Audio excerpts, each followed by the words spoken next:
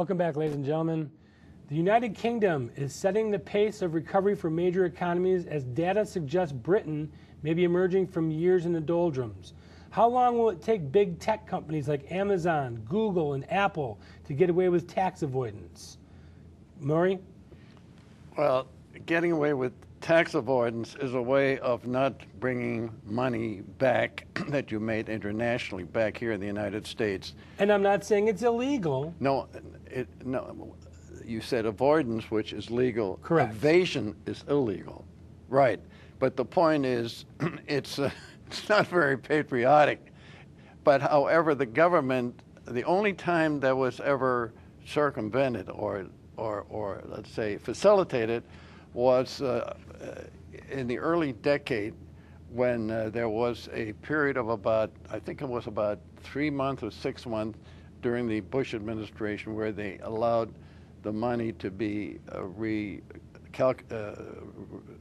sent back here to the United States, and they cut the rate down to 5% just to get this money recalibrated back here into the United States.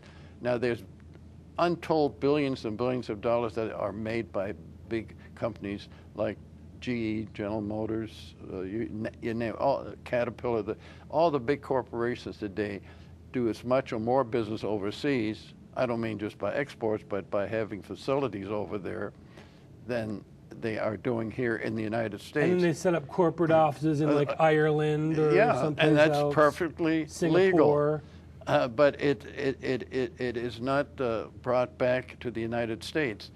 If there was some way of bringing it, there is a way, but do you know why it isn't being brought back? Because money right now is not in short supply as far as corporations are concerned. They don't need the money for their internal use or to make acquisitions or to increase their business, because they're concerned about making those kind of decisions in the climate in which we're operating today, based on government regulations and the way they're discouraging people from expanding their business because they just don't know what's going to happen in the future. But don't you find it a little bit hypocritical for this administration to come out and scold the American people that they're not paying enough, and this millionaires and billionaires and all this other stuff, when these guys are getting away with billions of dollars in profits and basically skirting U.S. tax law completely? I have stopped long ago to even be concerned with it. When you're talking about people who tell lies automatically,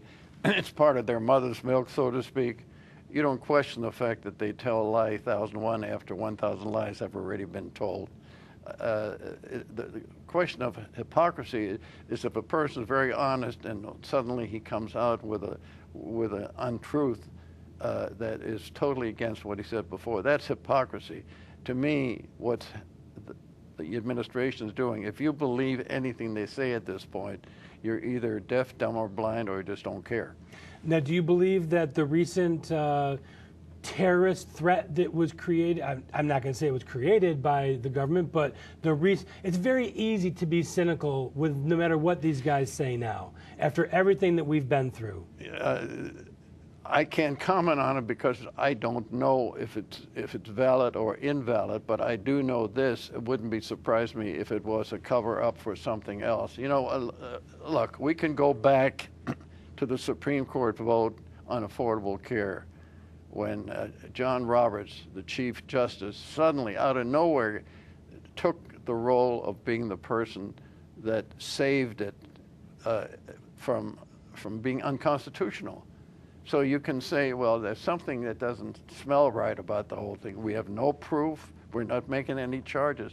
But sooner or later, with a lot of these strange decisions that have been made by this government that don't make any sense whatsoever, you begin to wonder, is there such a thing as a truth anymore?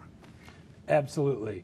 And when we look at what's going on in terms of the big tech companies, I mean, they're making more money than they could have ever made before, and they're also pushing this illegal immigration Border Security Act that the Senate passed, and that goes right hand in hand with the same thing: cheap labor, no taxes, big profits, which I have no problem with big profits. It's interesting. We're getting now into the pragmatic aspects of not sending these people back, which will never happen anyway. Originally, go back to the 30s when you had labor coming in here to pick fruit and to work in agriculture, especially here in California. And then go back home. And they went back home. And we were delighted to have them because the average person here in this country didn't want to do that kind of work. And they probably still don't. Look, I happen to know, I spent a lot of time in Houston because of the energy business down there and the companies that I deal with and so on. And I can tell you, I can name you 12 companies right off the bat who have undocumented aliens working for them. And it's just a fact. They need them. They need that kind of labor. Texas is a state that's short on workers in many aspects of the work that they do. Well, I mean, if you wanted to get down to the brass tacks of everyone that's here legally, you'd be cutting your own lawn if that was the fact, if we did have to remove. Well, but let's look at the other aspect. 30% of our federal inmates are undocumented. I know we're not supposed to say illegal alien anymore. 30% of our federal inmates are undocumented. So they're not all just coming here to pick fruit and to, live the American dream. But you see, the issue is, do we live by our own laws, or do we just live helter-skelter now and do what we have to do? Well, it looks like the way things are is we enforce laws we like, we ignore laws we don't like. The Holder's action, Fast and Furious, I mean, that was just an illegal, terrible situation which resulted in the death, at least of one of our agents working on the border. There's been a lot of those things happening, but what happens is when you get these things happening every day, every week, every month, sooner or later, people get numbed by this and say, well, that's the way it goes. This is the way that values become degenerated because they no longer look to be bizarre. They look to be commonplace because nobody's doing anything about them.